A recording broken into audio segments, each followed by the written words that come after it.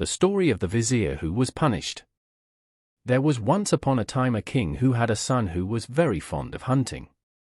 He often allowed him to indulge in this pastime, but he had ordered his grand vizier always to go with him, and never to lose sight of him. One day the huntsman roused a stag, and the prince, thinking that the vizier was behind, gave chase, and rode so hard that he found himself alone.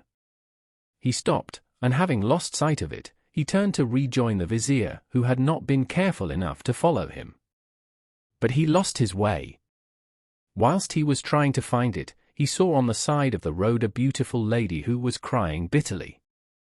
He drew his horse's rein, and asked her who she was and what she was doing in this place, and if she needed help. "I am the daughter of an Indian king," she answered, "and whilst riding in the country I fell asleep and tumbled off. My horse has run away, and I do not know what has become of him." The young prince had pity on her, and offered to take her behind him, which he did. As they passed by a ruined building, the lady dismounted and went in. The prince also dismounted and followed her. To his great surprise, he heard her saying to someone inside, "Rejoice, my children, I am bringing you a nice fat youth." And other voices replied, "Where is he, mamma, that we may eat him at once, as we are very hungry?" The prince at once saw the danger he was in. He now knew that the lady who said she was the daughter of an Indian king was an ogress, who lived in desolate places, and who by 1,000 wiles surprised and devoured passers-by. He was terrified, and threw himself on his horse. The pretended princess appeared at this moment, and seeing that she had lost her prey, she said to him, "Do not be afraid." "What do you want?" "I am lost," he answered, "and I am looking for the road." "Keep straight on," said the ogress, "and you will find it." The prince could hardly believe his ears, and rode off as hard as he could. He found his way, and arrived safe and sound at his father's house, where he told him of the danger he had run because of the Grand Vizier's carelessness. The king was very angry, and had him strangled immediately. "Sire," went on the vizier to the Greek king, "to return to the physician, Duban. If you do not take care, you will repent of having trusted him. Who knows what this remedy, with which he has cured you, may not in time have a bad effect on you." The Greek king was naturally very weak, and did not perceive the wicked intention of his vizier, nor was he firm enough to keep to his first resolution. "Well, vizier," he said, "you are right. Perhaps he did come to take my life. He might do it by the mere smell of one of his drugs. I must see what can be done. The best means, sire, to put your life in security is to send for him at once, and to cut off his head directly he comes," said the vizier. "I really think," replied the king, "that will be the best way." He then ordered one of his ministers to fetch the physician, who came at once. "I have had you sent for," said the king, "in order to free myself from you by taking your life." The physician was beyond measure astonished when he heard he was to die. "What crimes have I committed, your majesty?" "I have learnt," replied the king, "that you are a spy, and intend to kill me. But I will be first, and kill you. Strike," he added to an executioner who was by, "and rid me of this assassin." At this cruel order the physician threw himself on his knees. "Spare my life," he cried, "and yours will be spared." The fisherman stopped here to say to the genius, "You see what passed between the Greek king and the physician has just passed between us too." The Greek king, he went on, had no mercy on him, and the executioner bound his eyes. All those present begged for his life, but in vain. The physician on his knees, and bound, said to the king, "At least let me put my affairs in order, and leave my books to persons who will make good use of them. There is one which I should like to present to your majesty. It is very precious, and ought to be kept carefully in your treasury. It contains many curious things, the chief being that when you cut off my head, if your majesty will turn to the 6th leaf, and read the 3rd line of the left-hand page, my head will answer all the questions you like to ask it." The king, eager to see such a wonderful thing, put off his execution to the next day, and sent him under a strong guard to his house. There the physician put his affairs in order, and the next day there was a great crowd assembled in the hall to see his death, and the doings after it. The physician went up to the foot of the throne with a large book in his hand. He carried a basin, on which he spread the covering of the book, and presenting it to the king, said, "Sire, take this book, and when my head is cut off, let it be placed in the basin on the covering of this book. As soon as it is there, the blood will cease to flow. Then open the book, and my head will answer your questions. But, sire, I implore your mercy, for I am innocent. Your prayers are useless, and if it were only to hear your head speak when you are dead, you should die." So saying, he took the book from the physician's hands, and ordered the executioner to do his duty. The head was so cleverly cut off that it fell into the basin, and directly the blood ceased to flow. Then, to the great astonishment of the king, the eyes opened, and the head said, "Your Majesty, open the book." The king did so, and finding that the first leaf stuck against the second, he put his finger in his mouth, to turn it more easily. He did the same thing till he reached the 6th page, and not seeing any writing on it, "Physician," he said, "there is no writing." "Turn over a few more pages," answered the head. The king went on turning, still putting his finger in his mouth, till the poison in which each page was dipped took effect. His sight failed him, and he fell at the foot of his throne. When the physician's head saw that the poison had taken effect, and that the king had only a few more minutes to live, "Tyrant," it cried, "see how cruelty and injustice are punished." Scarcely had it uttered these words than the king died, and the head lost also the little life that had remained in it. That is the end of the story of the Greek king, and now let us return to the fisherman and the genius. If the Greek king, said the fisherman, had spared the physician, he would not have thus died. The same thing applies to you. Now I am going to throw you into the sea. "My friend," said the genius, "do not do such a cruel thing. Do not treat me as Immer treated Ateka." "What did Immer do to Ateka?" asked the fisherman. "Do you think I can tell you while I am shut up in here?" replied the genius. "Let me out, and I will make you rich." The hope of being no longer poor made the fisherman give way. "If you will give me your promise to do this, I will open the lid." "I do not think you will dare to break your word." The genius promised, and the fisherman lifted the lid. He came out at once in smoke, and then, having resumed his proper form, the first thing he did was to kick the vase into the sea. This frightened the fisherman, but the genius laughed and said, "Do not be afraid, I only did it to frighten you, and to show you that I intend to keep my word. Take your nets and follow me." He began to walk in front of the fisherman, who followed him with some misgivings. They passed in front of the town, and went up a mountain and then down into a great plain, where there was a large lake lying between 4 hills. When they reached the lake, the genius said to the fisherman, "Throw your nets and catch fish." The fisherman did as he was told, hoping for a good catch, as he saw plenty of fish. What was his astonishment at seeing that there were 4 quite different kinds, some white, some red, some blue, and some yellow. He caught 4, one of each color. As he had never seen any like them, he admired them very much, and he was very pleased to think how much money he would get for them. "Take these fish and carry them to the Sultan, who will give you more money for them than you have ever had in your life. You can come every day to fish in this lake, but be careful not to throw your nets more than once every day, otherwise some harm will happen to you. If you follow my advice carefully, you will find it good."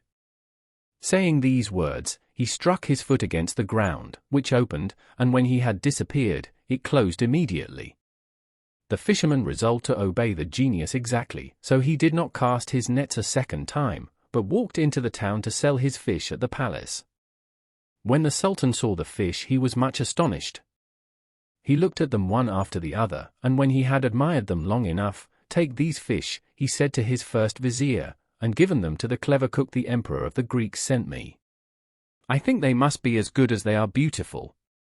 The vizier took them himself to the cook, saying, "Here are 4 fish that have been brought to the Sultan. He wants you to cook them." Then he went back to the Sultan, who told him to give the fisherman 400 gold pieces. The fisherman, who had never before possessed such a large sum of money at once, could hardly believe his good fortune.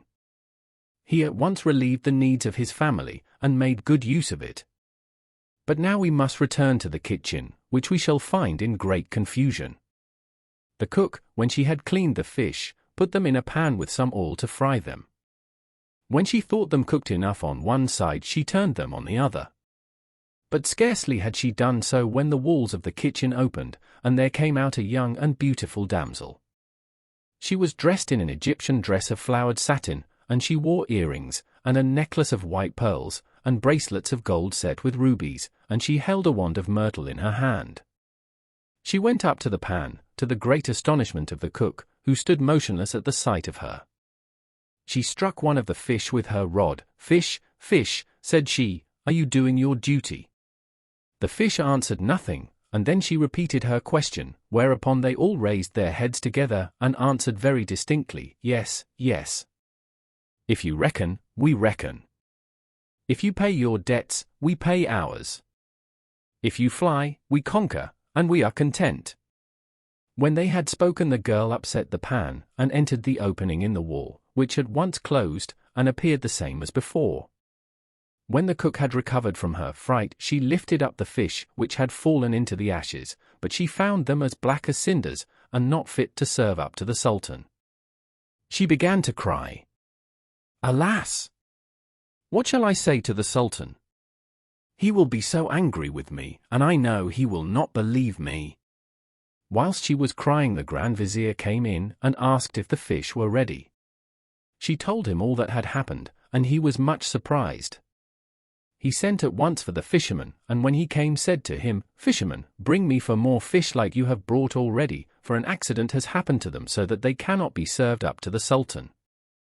The fisherman did not say what the genius had told him, but he excused himself from bringing them that day on account of the length of the way, and he promised to bring them next day.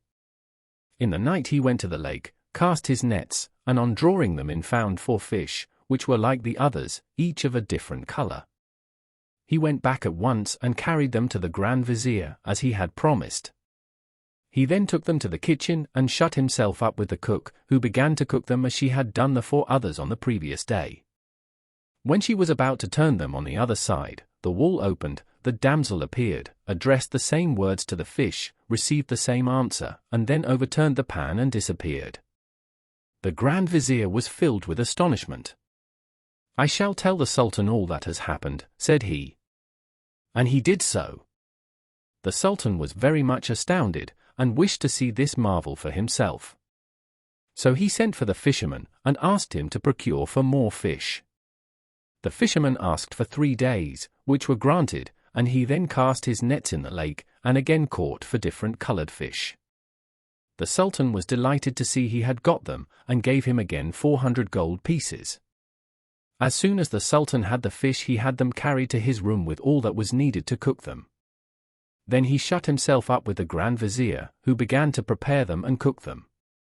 When they were done on one side, he turned them over on the other.